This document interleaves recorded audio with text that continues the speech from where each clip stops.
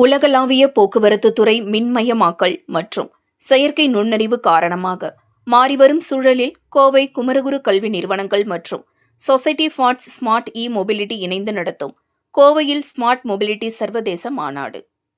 நாளுக்கு நாள் வளர்ந்து வரும் உலகளாவிய போக்குவரத்து துறை மின்மயமாக்கல் மற்றும் செயற்கை நுண்ணறிவு காரணமாக அதிவேகமாக மாறிவரும் சூழலில் வருங்கால போக்குவரத்துக்கான புதிய பாதையை உருவாக்கும் வகையில் கோவை சரவணம்பட்டி பகுதியில் உள்ள குமரகுரு கல்வி நிறுவனங்கள் மற்றும் சொசைட்டி ஃபார் ஸ்மார்ட் மொபிலிட்டி இணைந்து நடத்தும் ஸ்மார்ட் மொபிலிட்டி சம்மிட் 2026 எனும் நிகழ்ச்சி நடைபெற்றது. தொழில்துறையில் ஏற்படும் சவால்களுக்கு தீர்வு காணும் வகையில் 2 நாள் மாநாடாக நடைபெற்றது. இம்மாநாட்டின் வாயிலாக மாணவ மாணவியர்கள் மத்தியில் உரையாற்றிய குமரகுரு கல்வி நிறுவனங்களின் முதன்மை கண்டுபிடிப்பு மற்றும் ஆராய்ச்சி அதிகாரி டாக்டர் குறிஞ்சிக்குமார் கூறியதாவது: ஸ்மார்ட் மொபிலிட்டி என்பது வெறும் முன்னேற்றம் மட்டும் இல்லை எனவும் இது ஒரு மறுசீரமைப்பு என்று தெரிவித்தார்.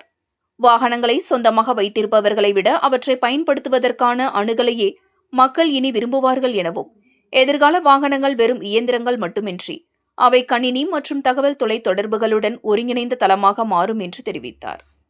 சாலையில் ஏற்படக்கூடிய போக்குவரத்து நெரிசலை குறைக்கவும் விபத்துகளை தடுக்கவும் மிக முக்கியம் என்று தெரிவித்தார்.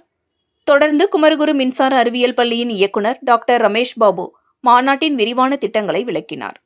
இம்மாநாட்டில் 20 தொழில்துறை வல்லுநர்கள் கூடி குழு விவாதங்கள் நடைபெற்றது.